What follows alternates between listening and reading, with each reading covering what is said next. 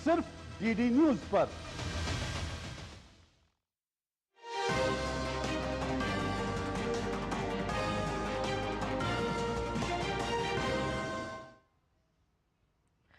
नमस्कार, स्वागत है आप सभी का दूरदर्शन समाचार पर लेकर हाजिर हूं मैं खबरों का सिलसिला। मैं कृतिका। बुलेटिन की करेंगे शुरुआत और एक नजर डालेंगे 2 बजे की प्रमुख खबरों पर यानी हेडलाइंस पर। दीपावली पर प्रधानमंत्री का देशवासियों के नाम पत्र, ऑपरेशन सिंदूर, स्वदेशी जीएसटी समेत नक्सलवाद का जिक्र। कहा, नक्सल मुक्त क्षेत्रों में पहली बार जलाए जा रहे दीप। जो क्षेत्र नक्सलियों के आतंक से कांपते थे, आज वहां सड़कें, अस्पताल, स्कूल और कॉलेज। रक्षा मंत्री राजनाथ सिंह ने पुलिस स्मृति दिवस पर कहा, इसमें हमारे पुलिस बलों का और सुरक्षा बलों का बड़ा योगदान।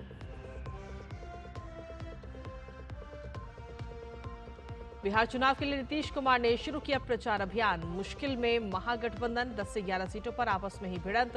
बीजेपी ने कसा था जो महागठबंधन को बताया टुकड़े टुकड़े गठबंधन।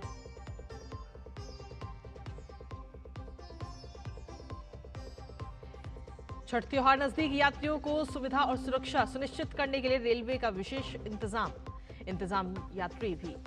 देख यात्री भी बेहद खुश।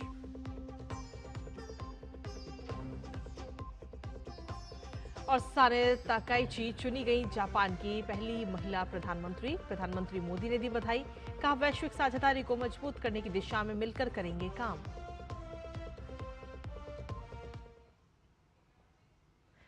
तो ये थी हेडलाइंस और हेडलाइंस के बाद अब खबरों में विस्तार से बात करेंगे, जहां दिवाली के शुभ अवसर पर प्रधानमंत्री नरेंद्र मोदी ने देशवासियों के नाम एक पत्र लिखा। प्रधानमंत्री ने अपने इस पत्र में लिखा कि मेरे प्यारे देशवासियों, ऊर्जा और उमंग से भरी दीपावली के इस पावन पर्व पर आप सभी को मेरी ढेर सारी शुभकामनाएं। अयोध्या में राम मंदिर के भव्य निर्माण के बाद ये दूसरी दीपावली है। प्रभु श्री राम हमें मर्यादा का पालन करना सिखाते हैं और साथ ही हमें अन्याय से लड़ने की भी सीख देते हैं। इसका जीवंत उदाहरण हमने कुछ महीने पहले ऑपरेशन सिंदूर के दौरान भी देखा। ऑपरेशन सिंदूर में भारत ने मर्यादा का पालन भी किया और अन्याय का बदला भी लिया। इस बार की दीपावली इसलिए भी विशेष है क्योंकि देश के अनेक जिलों में, दूर दराज के क्षेत्रों में पहली बार दीपावली के दीप जलेंगे। ये वो जिले हैं जहां नक्सलवाद और माओवादी आतंक को जड़ से मिटा दिया गया। बीते दिनों में हमने देखा कि कैसे अनेक व्यक्ति हिंसा का रास्ता छोड़कर विकास की मुख्य धारा में शामिल हुए और उन्होंने देश के संविधान के प्रति आस्था जताई है। देश की ये बहुत बड़ी उपलब्धि है। इसके आगे प्रधानमंत्री ने लिखा कि इन ऐतिहासिक उपलब्धियों के बीते कुछ दिनों पहले देश में नेक्स्ट जनरेशन रिफॉर्म्स की भी शुरुआत हुई। नवरात्रि के पहले दिन जीएसटी की कम दरें लागू हुई हैं। तो देश के नाम प्रधानमंत्री का ये पत्र रहा, जिसमें उन्होंने देश के संविधान के प्रति आस्था भी प्रधानमंत्री नरेंद्र मोदी ने जताई और उन्होंने कहा कि ये देश के लिए बहुत बड़ी उपलब्धि इसको बताया है प्रधानमंत्री नरेंद्र मोदी ने अपने इस पत्र में। इसके साथ ही प्रधानमंत्री ने इस पत्र में जीएसटी का जिक्र करते हुए कहा कि इन ऐतिहासिक उपलब्धियों के बीते कुछ दिनों पहले ही देश में नए जीएसटी लागू हुआ और नवरात्रि के पहले दिन जीएसटी की कम दरें लागू हुई हैं। इसके बाद प्रधानमंत्री ने अपने इस पत्र में लिखा कि जीएसटी बचत उत्सव में देशवासियों के हजारों करोड़ रुपए बच रहे हैं। साथ ही अनेक संकटों से भी गुजर रहे विश्व में हमारा भारत स्थिरता और संवेदनशीलता दोनों का प्रतीक बनकर उभरा है। तो विश्व स्तर पर भारत की स्थिति का भी जिक्र प्रधानमंत्री ने किया और कहा कि आने वाले कुछ समय में हम दुनिया की तीसरी सबसे बड़ी अर्थव्यवस्था भी बनने वाले हैं। विकसित और आत्मनिर्भर भारत की इस यात्रा में एक नागरिक के तौर पर हमारा प्रमुख दायित्व है कि हम देश के प्रति अपना कर्तव्य निभाएं, हम स्वदेशी अपनाएं और गर्व से कहें कि ये स्वदेशी है। ये बात प्रधानमंत्री ने कही। साथ ही इस पत्र में प्रधानमंत्री ने आगे लिखा कि हम एक भारत श्रेष्ठ भारत की भावना को बढ़ाएं, हम हर भाषा का सम्मान करें, हम साथ ही स्वच्छता का भी हम पालन करें और अपने स्वास्थ्य को भी हम प्राथमिकता दें। इसके साथ ही प्रधानमंत्री ने अपने पत्र में आगे संदेश में कहा कि भोजन में तेल की मात्रा 10% कम करें और योग को भी आप अपनाएं। तो ये मैसेज प्रधानमंत्री का। साथ ही कहा कि ये सारे प्रयास हमें और गति से विकसित भारत की ओर ले जाएंगे जो कदम उठाए जा रहे हैं। दीपावली हमें ये भी सिखाती है कि जब एक दीप दूसरे दीप को जलाता है तो उसका जो प्रकाश है, जो उसका उजाला है, वो कम नहीं होता बल्कि और बढ़ता है। ये बात प्रधानमंत्री ने कही और इसी भावना से हमें भी इस दीपावली पर अपने समाज में, अपने आसपास सद्भाव, सहयोग और सकारात्मकता के दीप जलाने हैं। तो प्रधानमंत्री का ये पत्र देश के नाम, और अंत में उन्होंने लिखा कि एक बार फिर से आपको दीप पर्व की ढेर सारी शुभकामनाएं। पुलिस स्मृति दिवस के मौके पर रक्षा मंत्री राजनाथ सिंह ने नई दिल्ली स्थित राष्ट्रीय पुलिस स्मारक पर शहीद पुलिसकर्मियों को श्रद्धांजलि अर्पित की। हर साल 21 अक्टूबर को पुलिस स्मृति दिवस मनाया जाता है, क्योंकि इसी दिन साल 1959 में लद्दाख के हॉट स्प्रिंग्स में चीनी सैनिकों द्वारा किए गए हमले में भारत के 10 बहादुर जवान शहीद हो गए थे। पुलिस स्मृति दिवस पर केंद्रीय सशस्त्र पुलिस बल CAPF और दिल्ली पुलिस के जवानों ने संयुक्त परेड की। पुलिस स्मृति दिवस के मौके पर 22 से 30 अक्टूबर तक कई कार्यक्रमों का भी आयोजन होगा। रक्षा मंत्री राजनाथ सिंह ने इस मौके पर पुलिस जवानों को संबोधित भी किया।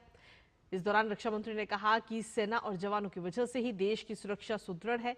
इस मौके पर रक्षा मंत्री राजनाथ सिंह ने नक्सल प्रभावित इलाकों का जिक्र करते हुए बताया कि पुलिस बल के साहस और बहादुरी से ही नक्सलवाद अब खत्म होने की कगार पर है।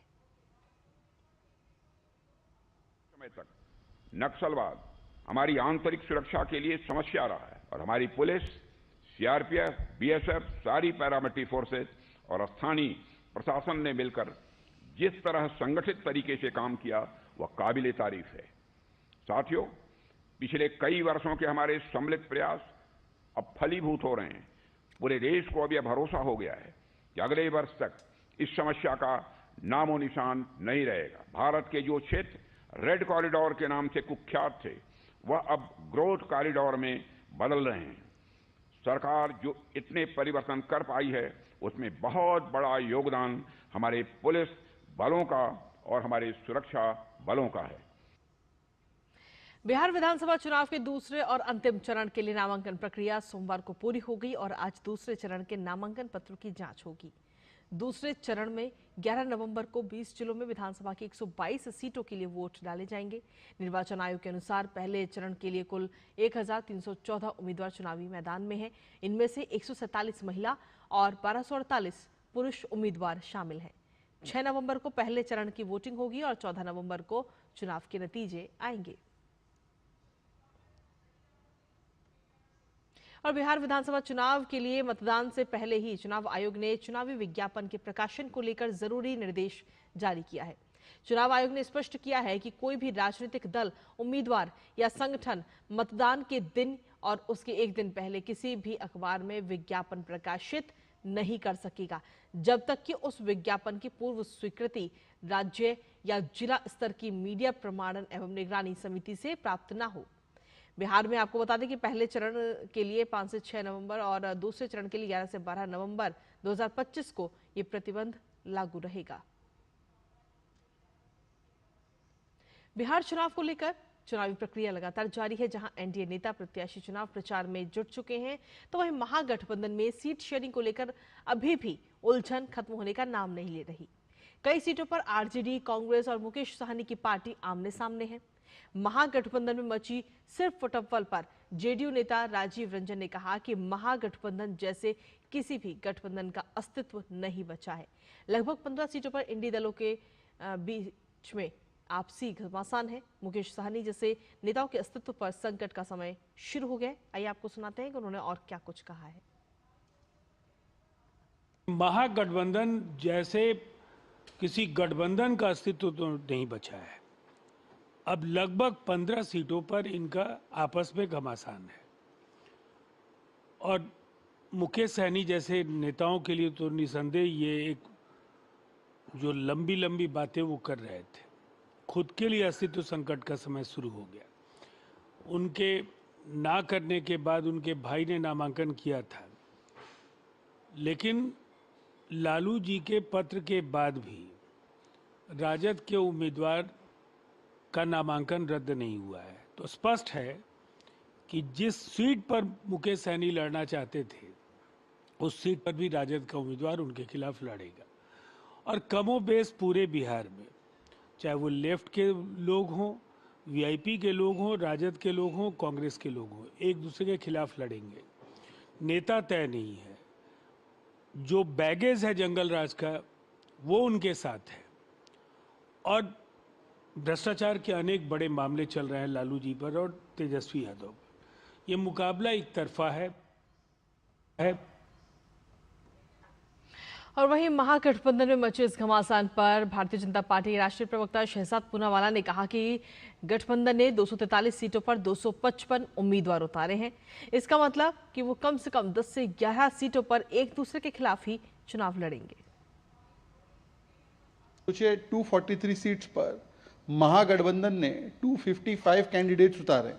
इसका मतलब कि कम से कम 9, 10, 11 सीटों पर ये एक दूसरे के खिलाफ लड़ेंगे और कहते हैं फ्रेंडली फाइट। भाई कुश्ती और मस्ती, कुश्ती और दोस्ती साथ में कैसे हो सकती है? और फाइट कर रहे तो फ्रेंड कैसे हैं? तो इसका मतलब साफ है, जो लोग टिकट बंटवारे में एक नहीं हो सकते, सीट शेयरिंग में एक नहीं हो सकते, क्या बिहार की उन्नति प्रगति के लिए एक हो सकते हैं? और अब तो हमने देखा है कि केवल पिता बनाम पुत्र नहीं, भाई बनाम भाई नहीं, भाई बनाम बहन नहीं, पार्टी के भीतर भी इनके सिटिंग विधायक, कांग्रेस के हो या आरजेडी के हो, टिकट बेचने का आरोप लगा रहे और कांग्रेस के प्रवक्ता उसको मान भी रहे।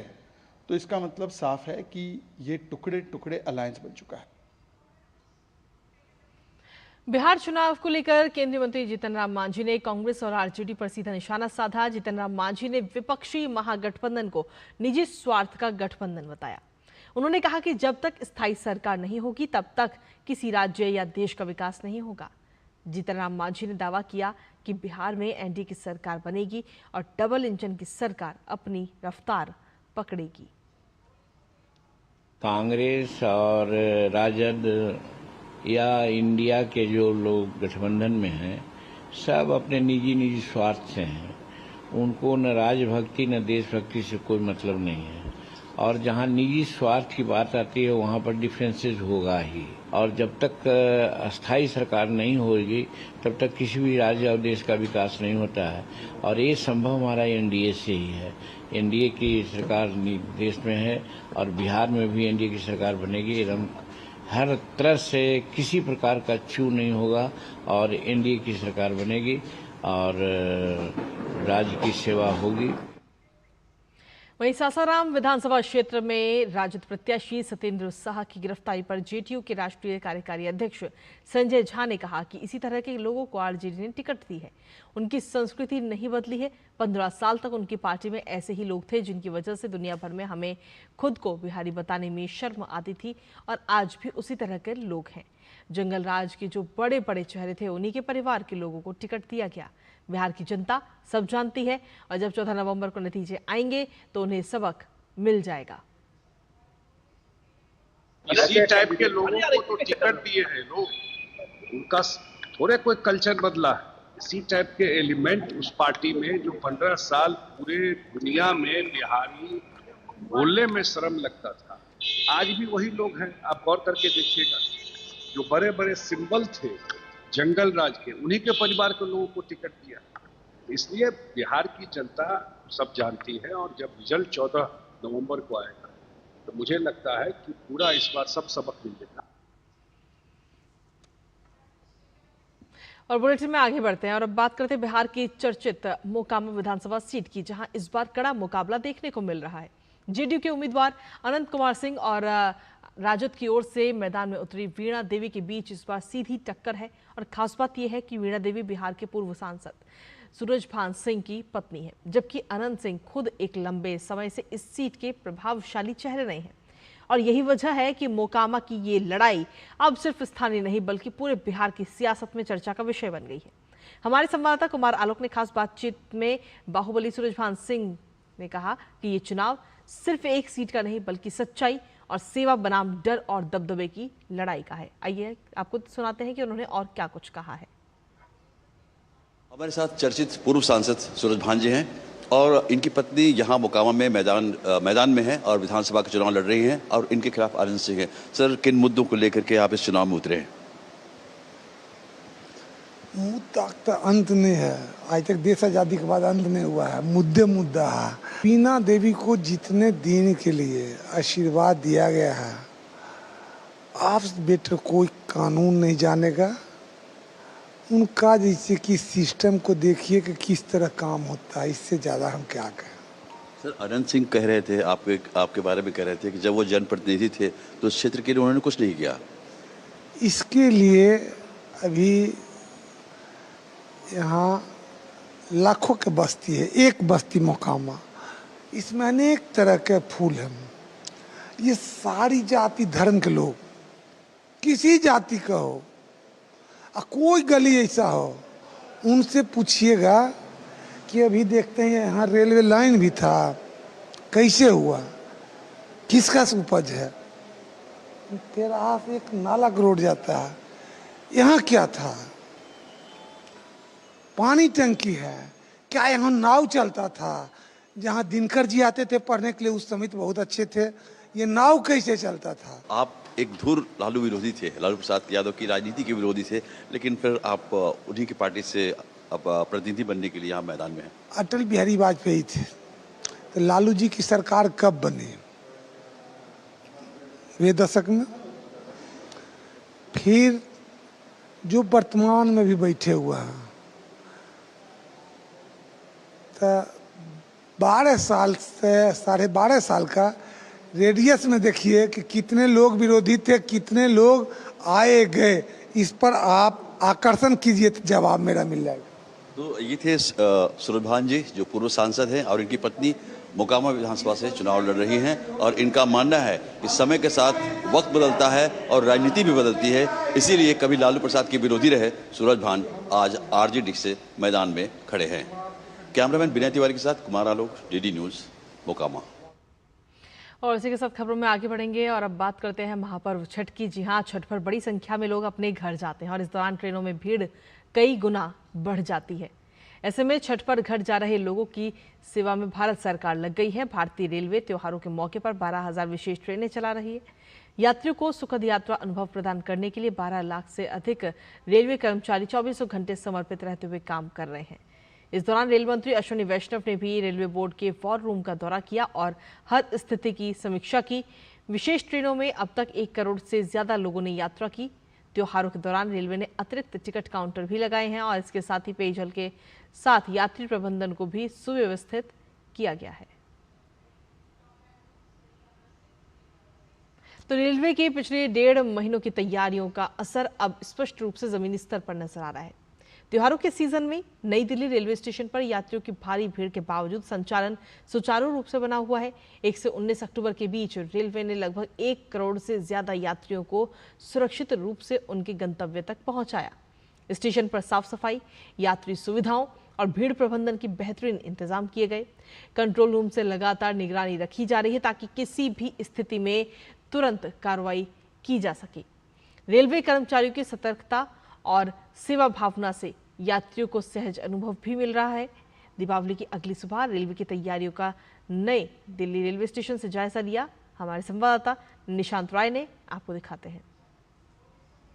त्योहारों के सीजन को देखते हुए रेलवे ने इस बार इतिहास रच दिया है। दरअसल 1 तारीख से 19 तारीख तक रेलवे ने लगभग 1 करोड़ से ज्यादा यात्रियों को उनके गंतव्य तक पहुंचाया और जिस तरीके से रेलवे काम कर रहा है इससे यात्रियों को भी काफी सुविधा नजर आई। अगर बात की जाए इस पूरे त्योहारी सीजन की तो 1 से 19 तक जहां रेलवे ने 1 करोड़ से ज्यादा लोगों को उनके गंतव्य तक पहुंचाया और 2 नवंबर तक कुछ इसी तरीके से रेलवे 12,000 स्पेशल ट्रेनें चल रहा है। वहीं नॉर्दर्न रेलवे की बात की जाए तो यहां से 4700 से ज्यादा स्पेशल ट्रेनें चलाई जा रही हैं और इस समय मैं नई दिल्ली रेलवे स्टेशन पर मौजूद हूं जहां पर आपको होल्डिंग एरिया की तस्वीरें दिखाना चाहूंगा।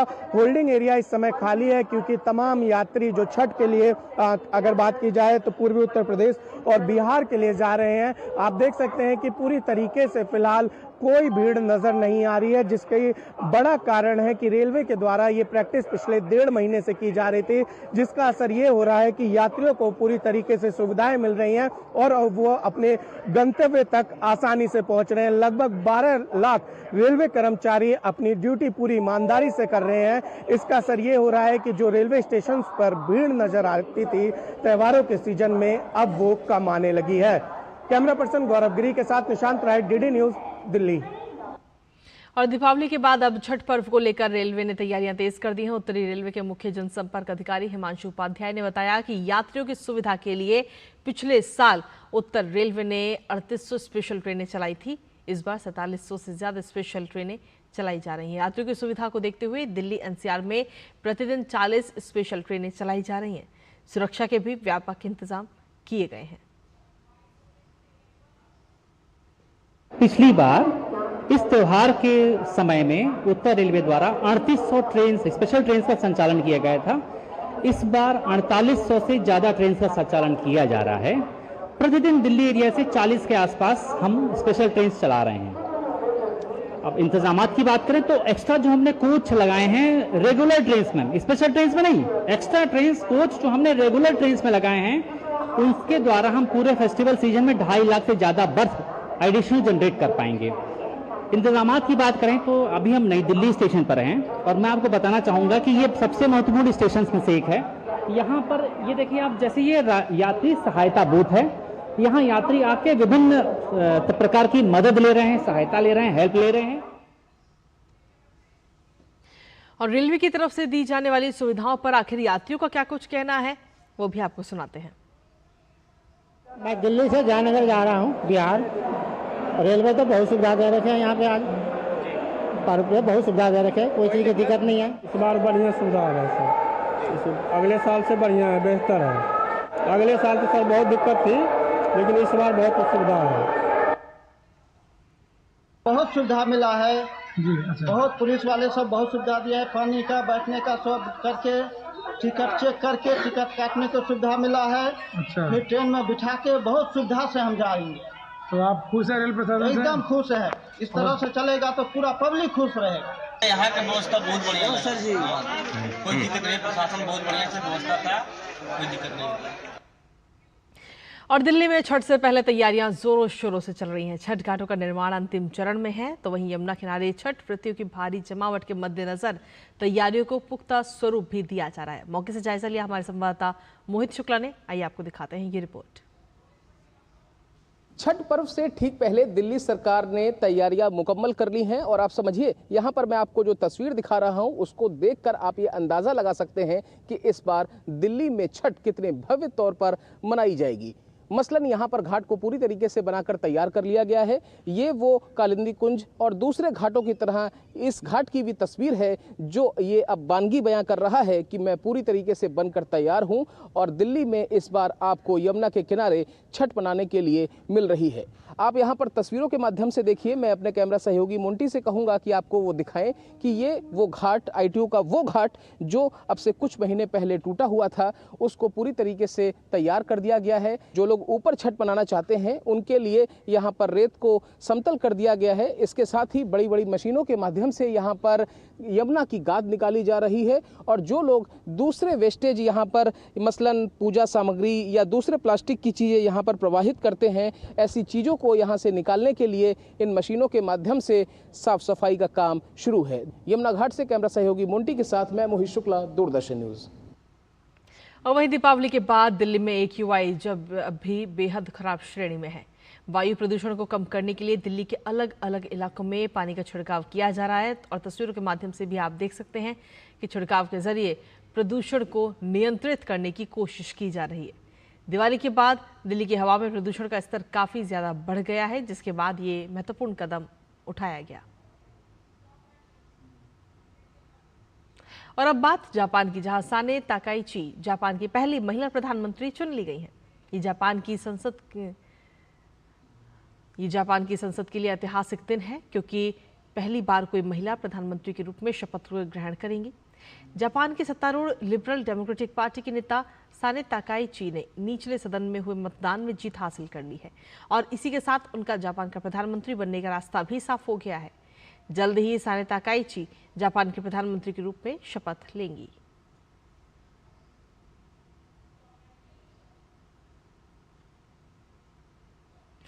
प्रधानमंत्री नरेंद्र मोदी ने साने ताकाइची को जापान के प्रधानमंत्री चुने जाने पर बधाई दी। पीएम नरेंद्र मोदी ने सोशल मीडिया प्लेटफॉर्म X पर एक पोस्ट की, जिसमें उन्होंने लिखा कि साने ताकाइची को जापान के प्रधानमंत्री चुने जाने पर हार्दिक बधाई। मैं भारत जापान विशेष रणनीतिक और वैश्विक साझेदारी को और मजबूत करने के लिए आपके साथ मिलकर काम करने के लिए उत्सुक हूँ। हमारे गहरे होते संबंध हिंद प्रशांत और शांति, स्थिरता और समृद्धि के लिए अत्यंत महत्वपूर्ण हैं।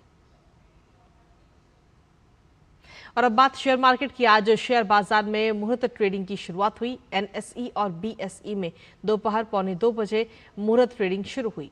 मुहूर्त ट्रेडिंग में सेंसेक्स 150 अंक ऊपर 84,500 पर पहुंचा। निफ्टी में भी 50 अंकों की तेजी देखी गई। आमतौर पर मुहूर्त ट्रेडिंग दीपावली के दिन होती है, लेकिन महाराष्ट्र में 20 अक्टूबर की बजाय 21 अक्टूबर को छुट्टी देने की वजह से आज ट्रेडिंग हो रही है।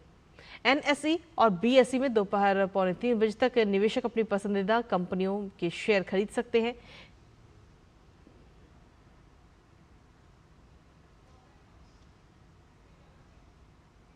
और वहीं जीएसटी में बदलाव के बाद दिवाली पर ऑटोमोबाइल सेक्टर में गाड़ियों की बिक्री कई गुना बढ़ गई। देश के सभी शहरों में जीएसटी कम होने के बाद गाड़ियों के दाम काफी कम हो गए हैं, जिससे लोगों में गाड़ियां खरीदने की रफ्तार तेज हो चुकी है। सेवा ऑटोमोबाइल नागपुर के सीईओ पंकज जेठानी ने जीएसटी में बदलाव के लिए प्रधानमंत्री नरेंद्र मोदी को बधाई दी है। भारत सरकार ने ये जीएसटी रिडक्शन किया है, ये बहुत ही बड़ा स्टेप है जो उन्होंने लिया है। इससे हमारी इकोनॉमी में ओवरऑल हर तरफ काफ़ी मार्केट में ग्रोथ एक्सपेक्टेड है और दिख भी रही है। स्पेशली अगर मैं बात करूं तो जो ऑटोमोबाइल सेक्टर में गवर्नमेंट ने जीएसटी रिडक्शन किया है, जहां पहले कारों पे 28% और 45% जीएसटी लगता था, अब वो घट के 18% और 40% हो गया है। तो अगर मैं एक सिंपल गाड़ी की भी बात करूं तो जो गाड़ी पहले 10 लाख की होती थी, उस पे जीएसटी रिडक्शन आने के बाद तकरीबन 1 लाख रुपए का ग्राहकों का फायदा है।